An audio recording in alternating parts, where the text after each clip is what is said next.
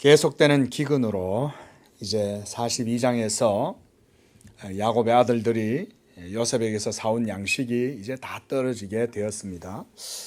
아마 42장에서 이제 집으로 돌아온 형들이 그 양식을 이제 다 먹게 된 기간이 아마 몇 달 정도 되지 않았나 이렇게 생각이 됩니다.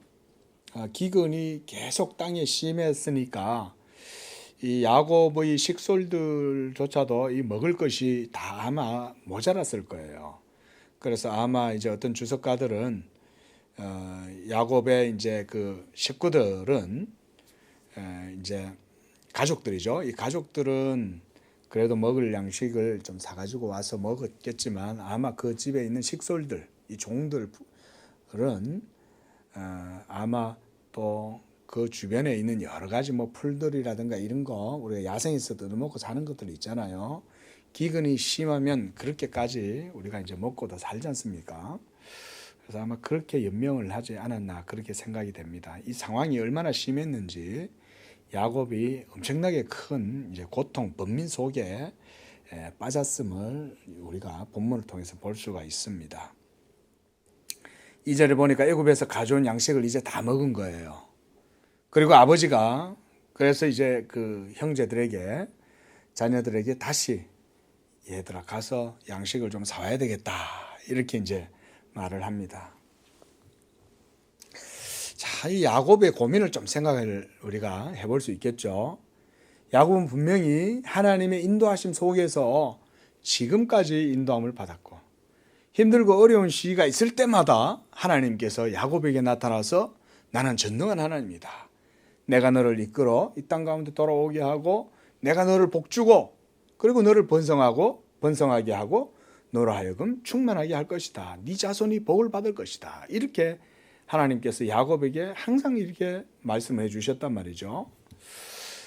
이 기근이 심한데 여전히 하나님이 따로 이렇게 말씀이 없으신 거예요. 그 사이에 요셉도 이제 야생 짐승에게 이제 죽게 되고 뭐 이제 야곱은 그렇게 생각을 한 거죠. 형들은 팔고 이제 아버지를 속였지만 이렇게 이제 힘들고 고된 시기를 겪고 있다가 이제 또 이렇게 7년 큰 이제 기근을 만나니까 게다가 또 양식을 사러 갔던 이 아들들이 또 뭐 어떻게 해를 잘못 처리를 했는지 또 자기 형제 또 이 시므온을 또 거기다가 또 가둬놓고 돌아오고 이러니까 이 야곱의 번민이 상당히 컸을 거라고 생각이 됩니다. 그러니까 가급적 이제 애굽에는 먹을 거를 안 사러 가려고 애를 많이 썼을 거예요, 그죠?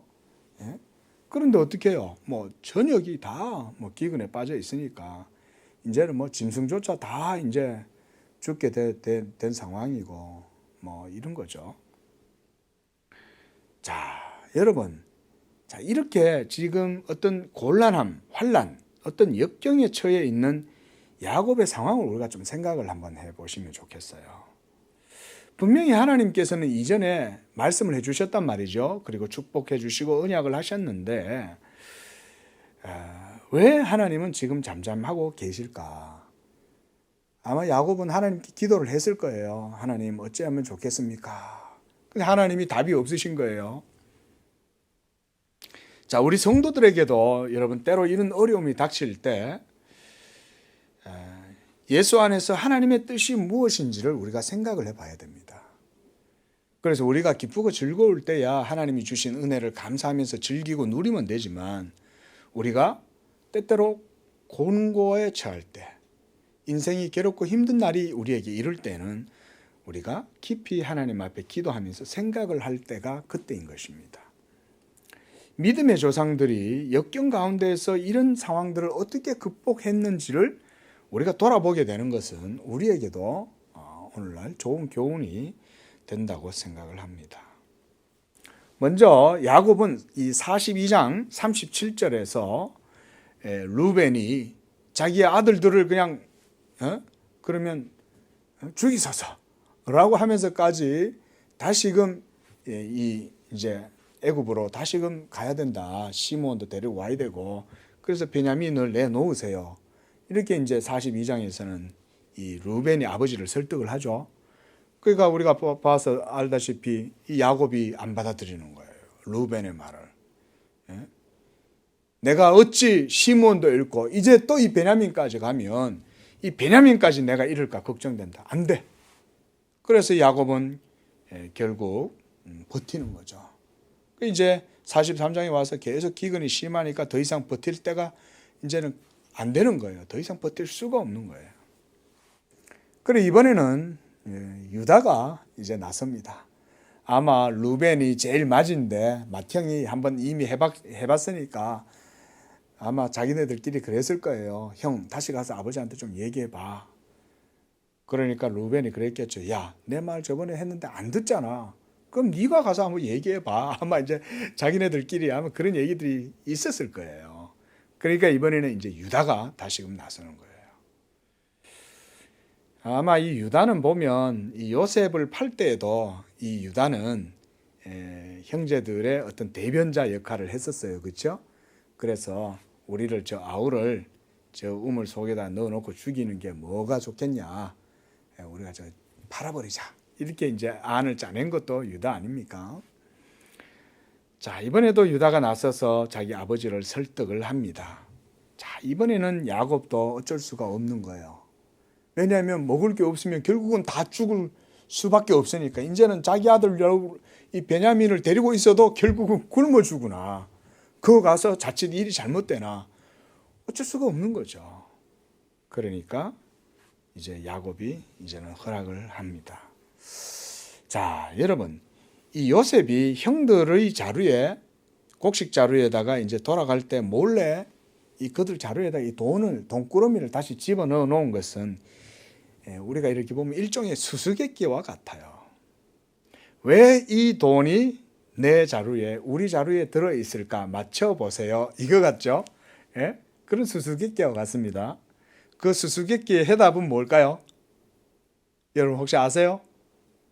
이 요셉이 형들에게 내준 이 돈꾸러미의 수수께끼는 해답이 뭡니까? 바로 베냐민이에요. 베냐민. 베냐민을 데려와라 이 얘기인 거예요. 그래서 요셉은 자신의 아우 베냐민을 데려오지 않고서는 형제들에게 자기에게 나오지 못하고 얼굴도 보지 못하리라 이렇게 말한 거예요. 그래서 3절에 유다가 먼저 그렇게 말하죠. 이르되 너희 아우가 너희와 함께 오지 아니하면 너희가 내 얼굴을 보지 못하리라고 그 사람이 말했습니다. 그리고 또 5절에 가서도 또 말하죠. 아버지께서 만일 우리를 보내지 않으면 우리가 내려가지 않겠습니다. 왜냐하면 그 사람이 우리에게 말하기를 너희의 아우가 너희와 함께 오지 아니하면 너희가 내 얼굴을 보지 못하리라 했기 때문입니다. 결국은 요셉이 돈꾸러미를 집어넣어 갖고 이렇게 야단법석이 일어나도록 한 것은 요셉을 다시 데려오라, 베냐민을 데려오라 이거예요. 요셉이.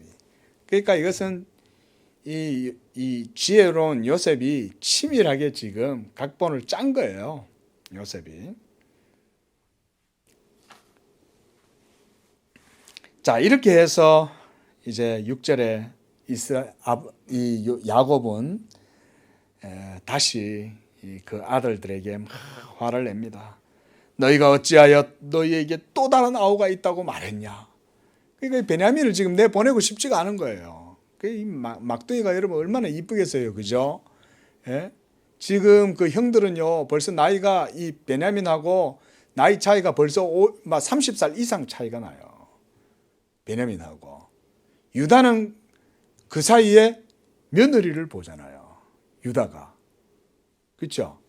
그래서 우리가 그 요셉이 팔리고 난 다음 이후에 보면 유다가 다말과 이 다말이 막 자기 신분을 이렇게 변복을 하고는 자기 시아버지의 아이를 임신을 하는 이런 일이 벌어지는 걸 봤을 때 이 베냐민하고 이 유다와의 나이 차이만 맏형인 루벤과의 이 나이 차이는 상당히 크죠. 거의 뭐 3,000뻘 정도 될 정도로 나이 차이가 컸을 거예요. 옛날에는 보면 조카가 이제 삼촌보다 나이가 더 많은 경우도 있었습니다. 나이도 많은 이제 조카가 어린 이제 삼촌 보고 삼촌 이제 그러죠. 예. 뭐 그러니까 이제 이때도 그런 일들은 많이 있었겠죠. 자, 이런 상황에서 이제 야곱은 엄청난 고민에 빠져 있었다는 것을 우리가 알 수가 있습니다. 이제 그 야곱의 아들들이 이제 그렇게 말을 하는 거죠. 자기 아버지한테. 우리가 그 사람이 동생을 데려오라고 말할지 어떻게 알았겠습니까? 뭐 이 사람이 우리의 가족에 대해서 세세하게 묻는데 그렇다고 우리가 말을 안 할 수도 없고 동생까지 얘기했지만은 그 사람이 동생을 데려오라고 말을 할지 우리가 어떻게 알았냐. 이렇게. 8절에서 유다가 이제 말해요. 유다가 야곱에게 이르되 저 아이, 그 아이죠. 뭐 이제 아마 10대 후반, 20대 초반 이 정도의 나이가 됐을 거예요. 베냐민이. 그 아이를 함께 보내면 우리가 가고 그래서 우리 아버지와 우리 어린 아이들이 다 살고 죽지 아니할 것입니다. 그래야 이제 곡식을 사가지고 올 수 있으니까. 자, 이 지금 수수께끼 속에 지금 다들 힘들어하고 있는 거예요, 지금. 그리고 유다는 또 대변자답게 말합니다. 자기가 담보가 되겠다. 9절에 보니까 참 이런 거 봤을 때 뭐 이 상황도 상황이지만은 유다도 상당히 이렇게 이제 책임 있게 행동을 하는 것을 우리가 볼 수가 있습니다. 그렇죠? 자, 이래서 이제 유다는 또 아버지를 다그칩니다. 우리가 지체하지 아니했으면 벌써 2번이나 왔다 갔을 텐데 아버지가 계속 이렇게 베냐민을 고집하고 붙들고 있어가지고 지금 우리도 다 굶어 죽게 생겼습니다. 뭐 이렇게까지 이제 말을 하는 거죠. 그때 야곱이 그러면 이렇게 해라. 그냥 가지 말고 아름다운 소산을 그릇에 담아가지고 내려가서 그 사람에게 예물을 드리고 유향 조금, 꿀 조금, 향품, 모략, 유향나무, 열매, 감복숭아. 아마 특산물인 것 같아요. 특산물. 애굽에서는 잘 볼 수 없는. 애굽은 아무래도 이제 유대 지방보다는 좀 이렇게 미치죠. 물론 거기가 이제 이제 뭐 삼각지, 나일강 이제 이 삼각지가 있어서 그 유역에 굉장히 많이 이제 먹고 살 수 있는 그런 것들이 있긴 하지만 또 이쪽 위로 올라가면 또 이스라엘에 또 그 지방에 또 이제 특산물들이 있었겠죠. 자, 이런 것들을 가지고 가라 이렇게 말합니다. 이것은 야곱이 이 애굽 총리의 환심을 사서 어쨌든지 이 상황을 만회해 보려고 지금 이제 애를 쓰고 있는 것이죠. 자, 이런 것도 우리가 필요하죠, 그죠? 위기가 닥치면 성도들도 어떤 상황에서든 최선의 노력을 하는 것은 좋은 것입니다. 그리고 이제 12절에서 14절까지 야곱은 말합니다. 그리고 갈 때도 너희가 갑절의 돈을 가지고 가라. 그래서 너희가 그 자루 아기에 넣어져 있던 그 돈을 다시 가지고 가고 그리고 그것에 더해서 갑절로 더 가져가라. 그러면 만약에 너희가 무슨 실수를 했을지라도 훔쳐온 것은 아니었지만 혹여 어떤 실수가 있어서 그것 때문에 이런 일이 벌어졌다면 이런 것으로 보상도 하고 그렇게 해서 너희가 일부러 한 것이 아니라는 것을 이렇게 해라. 이렇게 이제 참 야곱의 고민이 많이 보이죠, 여러분. 그렇죠? 그러면서 14절에 야곱은 그 아이들에게 이렇게 말해요. 너의 아우도 데리고 떠나서 그 사람한테 가되 전능하신 하나님이 그 사람 앞에서 너희에게 은혜를 베풀어서 그 사람으로 하여금 너희 다른 형제와 그 시므온이죠. 시므온과 베냐민을 돌려보내게 하시기를 원하노라. 내가 자식을 잃게 되면 이르리로다. 자,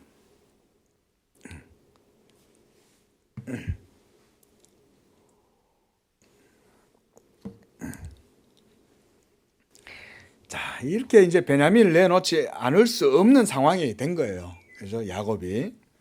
그래서 14절에 결국 이제 자기 아들을 이제는 잃게 된다 해도 이제는 어쩔 수가 없다. 이렇게 이제 말합니다. 자, 그런데요. 여기서 야곱이 중요한 말을 한마디 하죠. 전능하신 하나님께서 그 사람 앞에서 너희에게 은혜를 베푸시기를 원하노라. 그래서 시므온과 이 베냐민을 돌려보내시기를 원하노라. 이렇게 야곱이 한마디를 덧붙여요. 자, 이제 여러분 야곱이 이렇게 이제 결단을 내리죠. 내가 자식을 잃게 되면 잃으리라. 어쩔 수가 없다. 라고 이렇게 결단을 내림에도 이것은 어떤 비관적으로 하는 게 아니죠.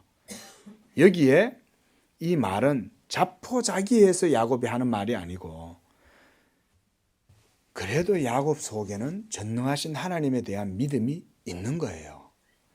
그래서 그는 그 믿음 위에 서서 지금 하나님께 기도하고 있는 모습을 우리에게 보여주는 거예요. 자, 여러분, 아까도 말씀드렸다시피 어떤 역경이나 곤란이나 내가 환난 가운데 처했을 때에 하나님께는 아무 응답이나 도우심이 없는 것 같고 기척도 없는 것 같은데 내가 지금 이 상황에서 내가 어떻게 해야 되나. 우리가 이런 상황을 맞이할 때 우리가 할 수 있는 것은 뭐겠습니까? 이때 바로 믿음이 발휘가 돼야 되는 거예요. 아, 그렇지. 하나님이 지금까지 나를 그 언약 가운데서 인도해 주신 것처럼 이제도 하나님이 하실 거야. 자, 여러분, 홍해가 열려서 걸어 들어갈 수도 있지만 요단강이 여전히 흘러내리는데 물이 흐르는 속으로 걸어 들어가는 믿음도 있어야 됩니다. 믿으시기 바랍니다. 열려 있는데도 열려 있는 것을 보고서 들어가는 거야 들어갈 수 있지만 흘러내리는 그 물 속으로 걸어 들어가는 것은 좀 더 큰 믿음이 있어야 돼요. 이렇게 지금 야곱은요, 하나님께서 잠잠하게 아무 말씀 안 하시고 계셔도 전능하신 하나님께 모든 것들을 다 맡기는 거예요. 그런데 우리가 여기서 한 가지 볼 특이한 점은 뭐냐면 야곱이 하나님께서 잃게 되면 잃게 하시는 것도 하나님의 섭니다 라고 이렇게 아들을 이제 형들에게 맡길 때에도 야곱은 어떻게 합니까? 모든 준비를, 만반의 준비를 다 하죠. 그죠? 여러분, 우리가 하나님께 믿고 기도할지라도 우리 인생들이 할 바는 모두 행해서 그렇게 해서 우리가 하나님의 섭리를 이루는 것이 지혜로운 행동인 거예요. 그래서 하나님의 전능하신 손길과 역사와 섭리를 우리가 믿는다면 지금 내 삶에서 내게 주어진 바 내가 해야 될 것은 내가 최선을 다해서 노력을 하면 되는 거예요. 그래서 모든 일의 결국이 하나님께 달려 있다고 이렇게 삶의 주권을 하나님께 돌려드리는 것이 바로 우리 성도들의 신앙 고백입니다. 그러나 만약 이렇게 자신이 수고하고 노력해서 잘 되었다면 그것은 내 힘으로 된 것이 아니라 하나님의 은총으로 된 것임을 고백할 수 있어야 돼요. 또 반대로 자신이 이렇게 만반의 준비를 하고 수고하고 노력을 했음에도 자기의 뜻대로 그 일이 되지 않았다면 그것은요, 여러분 하나님의 선하심을 믿고 그 일도 하나님의 주권과 섭리로 돌려야 하는 것입니다. 우리가 가끔 일하다 보면 그럴 때 있잖아요. 나는 정당하고 바르게 일을 다 하고 정직하게 했는데 왜 이렇게 일이 이상하게 꼬여가지고 이렇게 되냐. 그 때때로 우리가요, 그럴 때는 믿음이 없으면 하나님을 원망할 수 있어요. 하나님이 나와 함께 정말 하시는 건가? 하나님이 정말 내 모든 삶을 아시나? 하나님께서 주권자고 역사하신다고 그러셨는데 어떻게 나에게 이런 일이 생겼지?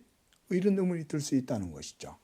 그러나 그때 우리는 요단강을 건너는 믿음이 필요한 거예요. 예? 아들을 잃으면 이리로다 라고 말하지만 하나님께 맡기는 거예요. 전능하신 하나님은 살아계신다.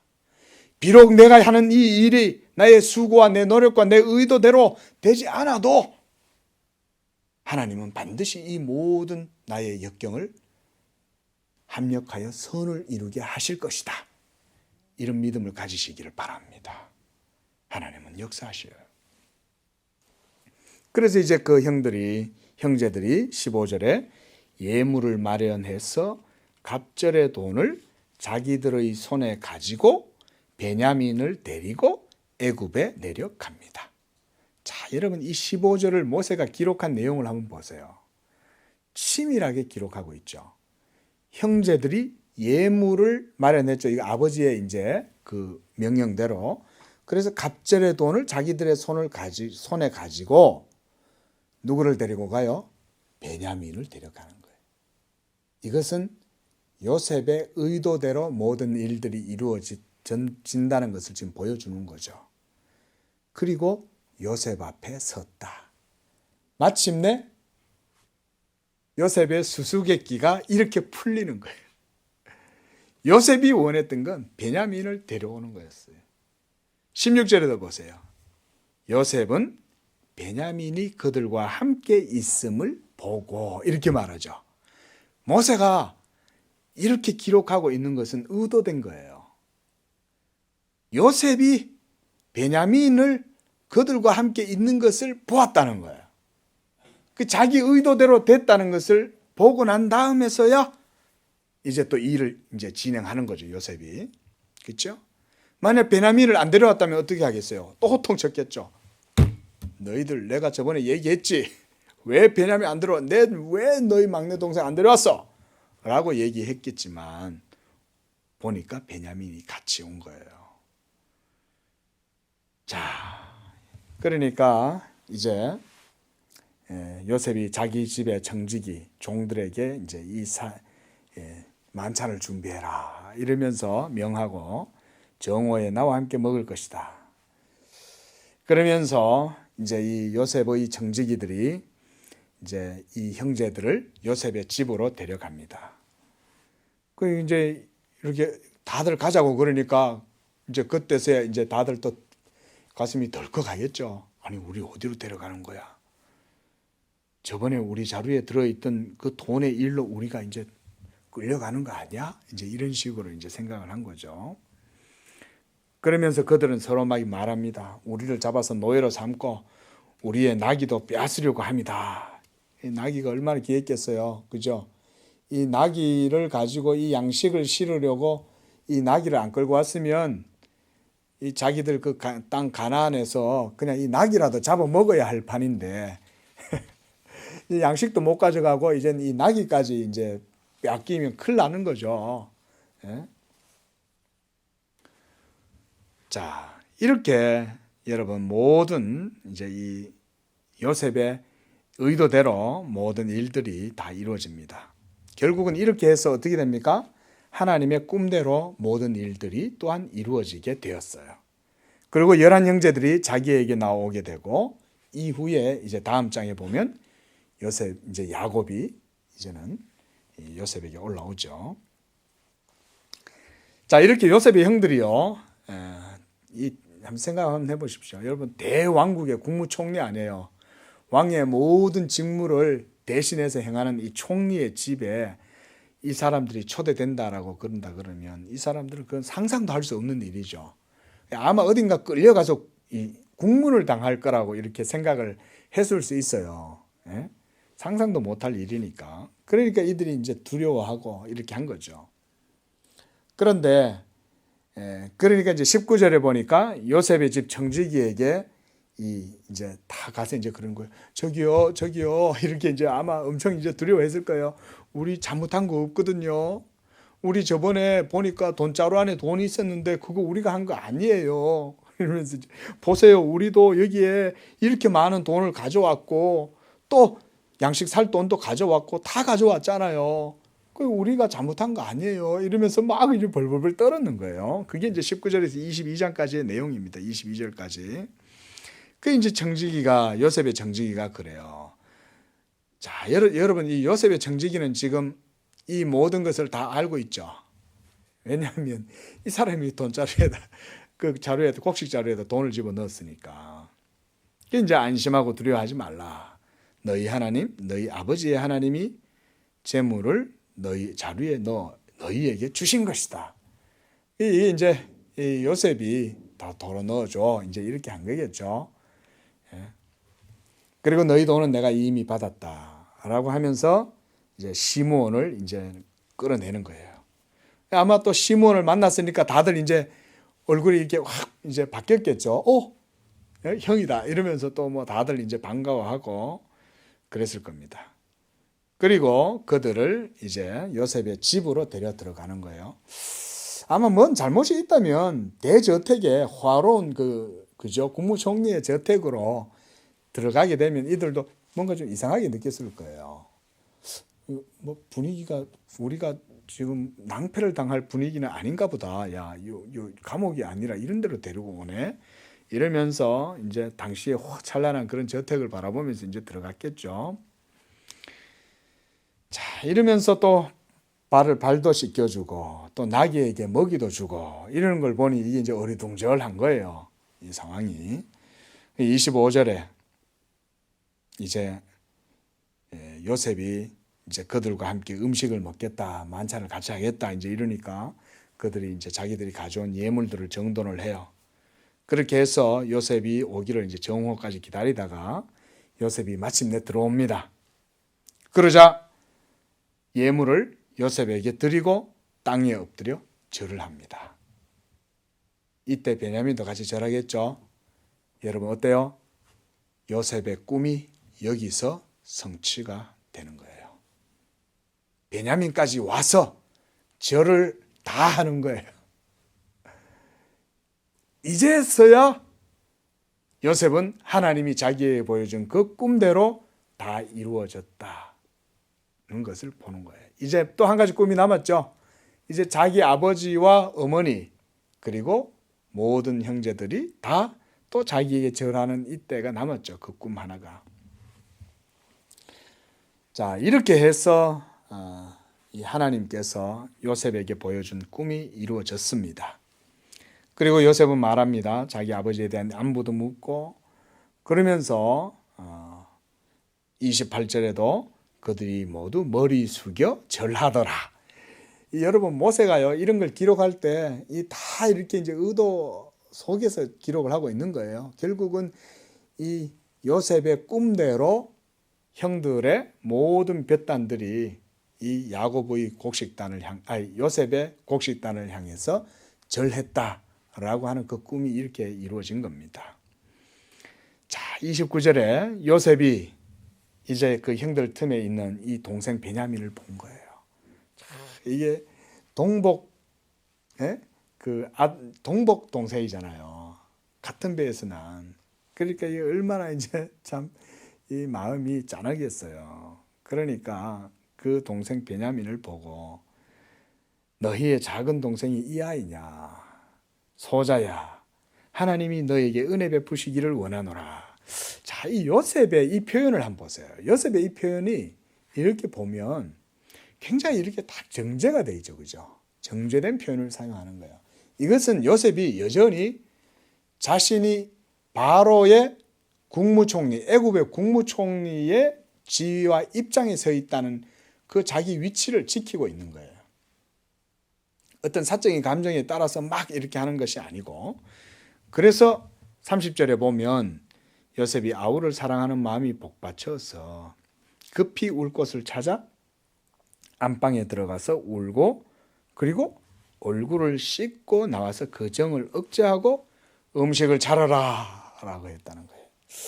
자, 이 상황을 보면 요셉이 지금 굉장히 절제하고 있는 거예요. 그렇죠? 그러면서 아주 행동도 지금 신중하고 정제된 행동을 하고 있는 거예요. 그것은 이 요셉이 애굽의 국무총리로서 자신의 위치와 지위를 형제들 앞이라도 잘 지키고 있는 거예요. 왜냐하면 지금 요셉은 애굽의 국무총리잖아요. 그리고 이 자기 형제들은 지금 유목민들, 히브리인들, 이 객지의 타지인들이고 이러니까 지금 아직은 요셉이 자기의 이 위치를 이렇게 좀 분명하게 세울 필요가 있었던 거예요. 그리고 그 요셉을 쳐다보고 있는 주변에 또 신하들도 있고 그렇죠? 청지기들도 있고 다 보고 있단 말이죠. 자, 이렇게 해서 요셉이 따로 먹어요. 보면 32절에 보면 그들이 요셉에게 따로 차려요. 아무래도 이제 국무총리니까 당연히 이제 객지인들, 이방인들과 같이 이제 먹기는 안 하죠. 그리고 그 형제들에게도 또 따로 차려줘요. 그리고 또 함께 먹는 애굽 사람들에게도 따로 차리는 거예요. 이건 아마 함께 먹는 애굽 사람들은 아마 요셉의 아마 이제 그 부하들, 요셉의 신하들이 아마 이제 같이 있었던 것 같습니다. 그래서 이 애굽 사람들은 히브리 사람과 같이 먹으면 부정을 입음이었더라. 뭐 그만큼 애굽에도 자기들 종교가 있고 신이 있고 이랬으니까 이방인들하고 같이 이제 상을 하는 것에는 그들의 예의가 아마 아니었겠죠. 이런 것들을 지금 요셉이 다 따르고 지켜주는 거예요. 이런 걸 볼 때 요셉이 참 행하는 게 보면 얼마나 이 절도가 있고 그리고 얼마나 중용을 잘 행하고 지켰나 이런 걸 우리가 요셉의 모습을 볼 수가 있습니다. 자, 이렇게 했는데 앉혀놓고 보니까 도레미파솔라시도 이렇게 이제 딱 순서대로 앉는 거예요. 자, 수적 배열이 그렇게 이루어지는 것은 우연하게 이루어진다는 것은 거의 불가능하죠.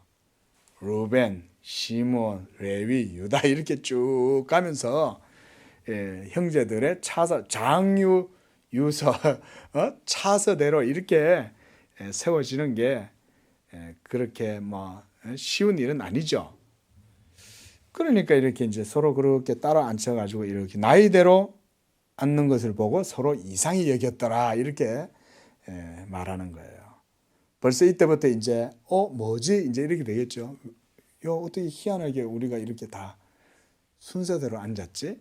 그 벌써 요셉이 어느 정도 이제 적을 주는 거죠. 힌트를.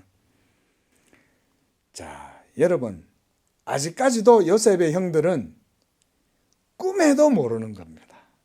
꿈에도 이 요셉이 살아서 애굽의 국무총리가 됐다는 것은 모르는 거예요. 그런데 이 모든 일은 지금 어때요? 누가 하는 거예요? 하나님이 하시는 거예요. 요셉은 하나님의 모든 일들을 행하는 데 있어서도 이렇게 절제된 행동을 하고 있는 거예요. 그러면서도 차서대로 딱 앉히니까 보니까 뭐야 이렇게 순서대로 그냥 딱 앉아 있는 거죠. 그러니까 서로 이상히 여기는 거예요. 야, 어떻게 확률도 이런 확률이 어디 있냐 그랬겠죠. 그러면서 요셉이 자기 음식을 그들에게 주되 베냐민에게는 다른 사람보다 5배나 더 줬어요. 야, 너 많이 먹어. 내 사랑하는 아우, 많이 먹어라. 형들은 먹어 이러면서 그냥 동생이 베냐민한테는 5배나 많이. 뭐 어떤 주석가는 당시의 고대의 관습에 의하면 이제 5배나 더 많이 주는 것은 이 특별한 후대와 사랑의 표시였다. 뭐 이렇게 이제 주석을 하시는 분도 있었습니다. 자, 그래서 형제들 모두가 호화 만찬을 즐겼어요. 자, 그런데 이들은 지금 아직 한 가지 문제는 한 가지 수수께끼는 아직 안 풀렸죠? 뭐가 안 풀렸나요? 요셉의 정체에 대해서 아직은 몰라요. 그런데도 그냥 앞에 막 먹을 게 널려 있으니까 이제는 이야 얼마나 맛있습니까? 이게 꿈이냐 생시냐 도대체 여기가 어디냐 이러면서 뭐 어찌 되든지 말든지 일단 한번 먹어보자 이러고 뭐 실컷 먹었겠죠. 자, 그 보면 요셉과 함께 즐거워하였더라 그랬습니다. 그러니까 참 얼마나 참 즐거운 그런 만찬이 되겠습니까, 그렇죠? 이걸 샤카르다 즐거워했다 이 말이 샤카르. 그게 참 호화 만찬을 즐긴 거예요. 자, 이렇게 해서 이제 오늘 본문이 이제 끝나는데요. 자, 여러분 하나님께서 이 요셉을 통해서 아브라함에게 하나님께서 하신 이 말씀이 이루어지게 하시는 거예요. 자, 우리가 이런 걸 볼 때 여러분 우리가 창세기 속에서 이런 교훈을 분명히 얻을 수 있죠. 창세기의 전체 주제는 제가 처음에도 말씀드렸다시피 하나님은 하나님의 일을 하신다는 거예요. 우리 인생들은 인생의 일을 하는 거예요. 그래서 우리 믿는 성도들도 이 땅에서 하나님을 섬기되 여러분들이 할 일을 여러분들이 하시면 돼요.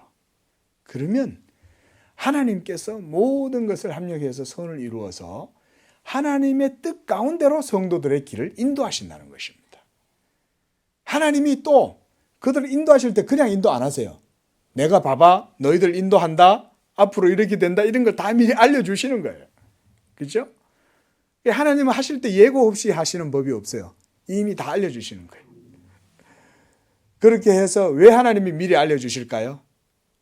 하나님이 미리 알려주시는 이유는 그 모든 일들이 이루어질 때 그 일을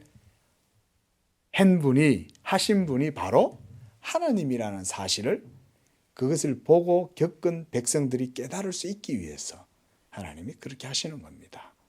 이와 같이 우리 성도들도 하나님의 언약 가운데 예수 믿음 안에서 여러분들의 삶도 이 성경에 기록된 말씀대로 인도하시는 줄로 믿으시기 바랍니다. 이제는 우리에게는 복음의 약속 외에는 없죠. 구약의 모든 율법의 언약이 이루어졌으니까, 그렇죠? 이 복음의 약속은 이제 다른 거 없습니다. 예수 그리스도를 믿는 믿음 안에서 아브라함의 모든 복을 우리가 누리고 이 땅 가운데에서도 저 하늘에 이제 그리스도 안에만 우리가 소망을 품고 살아가는 거예요. 이 땅에서 기근이 들고 곤란한 일을 겪고 어떤 어려움을 당할지라도 하나님께서 그리스도 안에 있는 여러분들의 인생의 길, 영혼의 길을 인도해 주실 줄로 믿으시기 바랍니다. 기도하겠습니다.